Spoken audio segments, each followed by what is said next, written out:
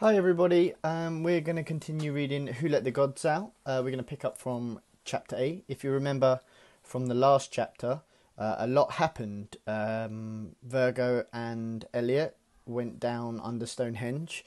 They met Prisoner 42 and we found out his name was Thanatos. Elliot wanted help from Thanatos, so set him free. But then Thanatos, being this kind of villain that we think he is, did not help Elliot at all. And a kind of fight broke out, and Thanatos almost punched Elliot, but Virgo and Elliot just managed to escape. And now we're going to read Chapter 8, Patricia, Horse's Bum. Patricia Porcely Plum always got what she wanted. When Patricia was 8, she wanted a puppy. Her father, who had inherited his vast wealth from his great aunt, told her she'd need to learn the value of a hard day's work. So Patricia took all of her daddy's designer suits to the jumble sale and sold them all for £10. Her father, a man who admired an enterprising spirit, happily bought Bonnie the puppy. When Patricia was 13, she wanted a pony. Her father, who phoned from the golf course to point out that she can't always have what she wanted, told her to contribute something for herself. So Patricia sold Bonnie, pushed her daddy's red Ferrari off the cliff, and instructed him how to spend the insurance money. Buy her a pony, or his Bentley would get the same treatment. Bentley is another type of car make. Her father, a man who wasn't really sure about his red Ferrari anyway, nervously bought the princess her pony. When Patricia was 20, she wanted a car. Her father, who had retired at 35, tried to tell her to get a job. But his daughter produced a box of matches and a can of petrol from the drawing room. Her father, a man who now feared for his life, simply handed over his credit card. I think we all know what Patricia might do with the petrol and the matches. Now Patricia was 40-something, but she knew she could pass for 30-something.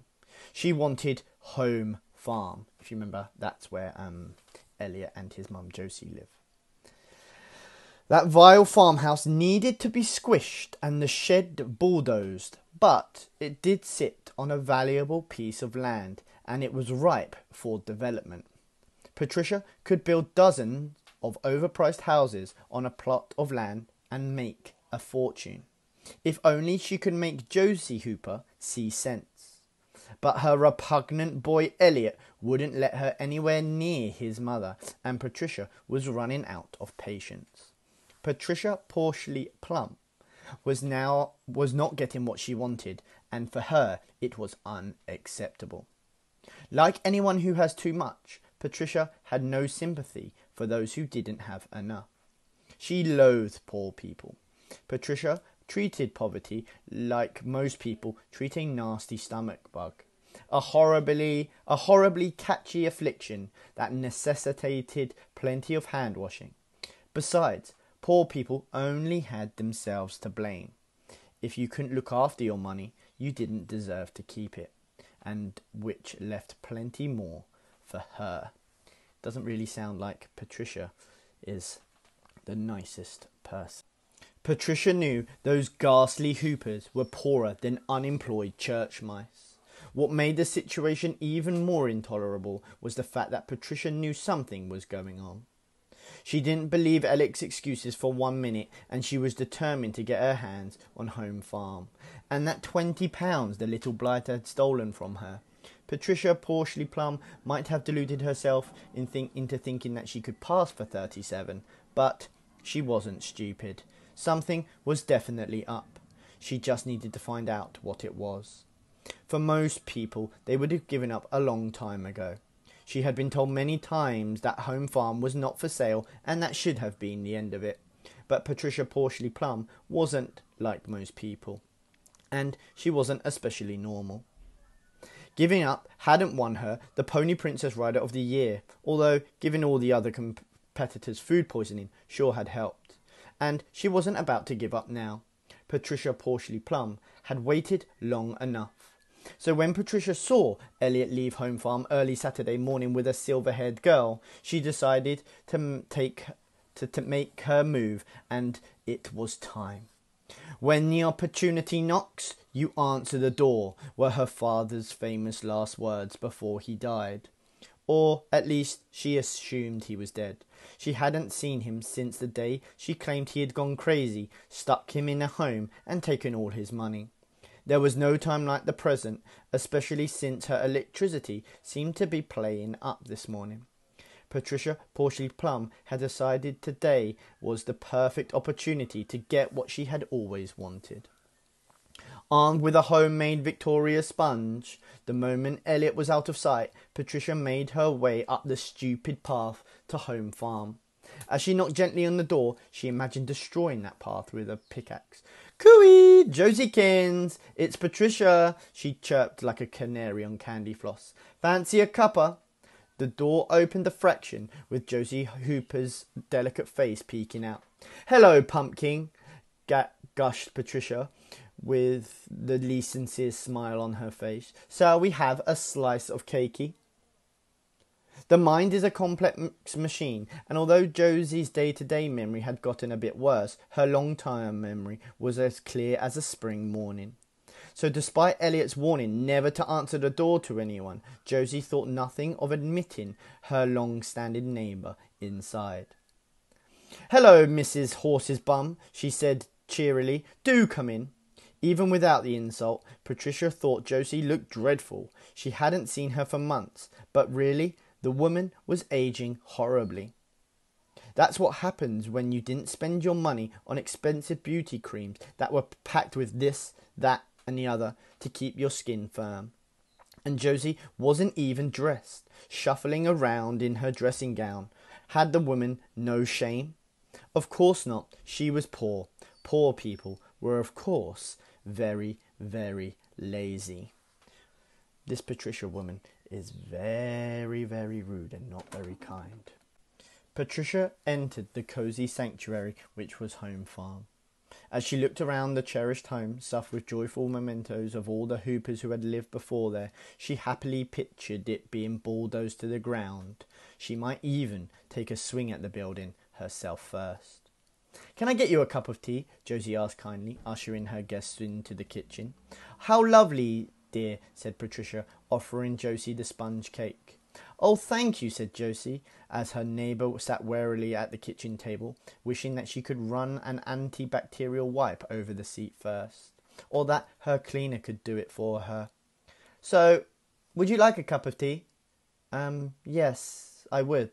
Thank you again," laughed Patricia. "Just as it comes. Milk in first, only 3 dunks of the tea bag, 2½ sugars, stirred anti-clockwise, and with a small teaspoon. Silver one if you have one, but I'm not too fussy."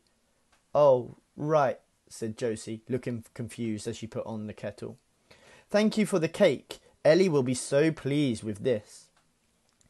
"Isn't he quite, the young man?" said Patricia, even though she said it through clenched jaws, and as she sprayed her palms with hand sanitizer under the table.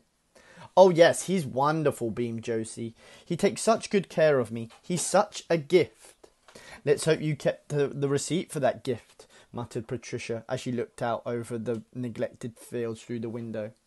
She could see it now, rows upon rows of identical houses where these pointless acres now were. Dairy Mews. That's what she would call her development. The idiots who bought these soulless houses liked a bit of character. Patricia felt richer just by looking out of the window. "Do you take sugar?" asked Josie, assembling the tea on the tray. Yes, I said. 2½ please." Trying as the irritation was creeping through her teeth. Not only was the woman poor and lazy, but she was clearly stupid as well. Josie set the tea tray down, and Patricia took the chipped and mismatched crockery. Crockery is like the teacup and the saucer that it comes with. I was so sorry to hear about your father-in-law, Poppet. He was such a character," Patricia said through a grimace. as she perfectly knew that it was him who invented the horse's bum nickname that followed her around the village like one of those frightful charity collectors. "Thank you," said Josie quietly pouring the tea. "It's been a difficult year." Patricia reluctantly accepted the stained cup, making a mental note of a wilting plant that would be grateful for the drink when Josie's back was turned. I don't think Patricia's going to drink it. I think she's going to tip it in the plant. "So, shall we have some cake?" she said breezily, steeling herself at the prospect of another piece of Hooper crockery. "You bought the cake," said Josie cheerfully. "How lovely! Ellie will be so pleased." Under Patricia's cautious gaze, Josie stood up to fetch the cake she had put down moments earlier. Patricia had never spent much time with Josie before. Why on earth would she? But she didn't remember her being so dopey. "Maybe I could use the facilities?" Patricia asked hesitantly. "Of course," said Josie, rummaging around in the cutlery drawer for the big knives that Elliot had hidden. "The toilet's just down the hall on the right." Patricia shuddered at such an offensive word. Just because they exist, it didn't mean that the word toilets needed to be mentioned out loud in every sentence. She left the kitchen immediately and headed for the front room. Patricia had no intention of going into that unmentionable room in the house. Heaven knows what she'd catch if she sat down on the unmentionable seat. No, she wanted to find out what was really going on at Home Farm. She peered around the homely room, which was cluttered with photographs of happier times. In a faded golden frame were Wilfred and Audrey Hooper on their wedding day. A chipped wooden frame displayed a euphoric Josie cradling the newborn Elliot. On another wall were the yearly photographs of Elliot, showing the young baby growing into a boy. Although Patricia observed that the most recent school photo was now 2 years old. Patricia turned her nose up at all this tact. All her walls in her home were painted with essence of Penguin's belly button and hung with such expensive paintings by all artists who were so exclusive that no one had even really heard of them. I think essence of Penguin's belly button is a colour. I'm not sure what colour, but that sounds very expensive and sounds right up Patricia's street. Papers littered every surface in the room, and checking that Josie was still fiddling with the cutlery drawer, Patricia turned some of them over. They were all final reminders and came from everywhere imaginable. Gas, electricity and water suppliers, phone companies, the local council, and on top of them, the really scary letter Elliot had opened. Poking her nose around the corner once more, she picked up the letter by its corner and began to read. Patricia's shriveled heart danced a tango as she scanned the letter threatening Elliot and Josie's beloved family home. She held the letter like most people hold a winning lottery ticket. A lazy mother and an idiot child couldn't possibly find £25,000 by Friday. But nor could Patricia allow Home Farm to fall into somebody else's hands once these Hoopers had been thrown out onto the street and the farm was repossessed. Home Farm had to be hers. Putting the letter back where she found it, Patricia skipped around to the unmentionable room, took a deep breath and flushed it with the inside of her sleeve, making a mental note that the blouse had to be burnt. But she thought it was all worth it from what she had gained. Now Josie would have no choice but to sell Home Farm, and for a fraction of its value.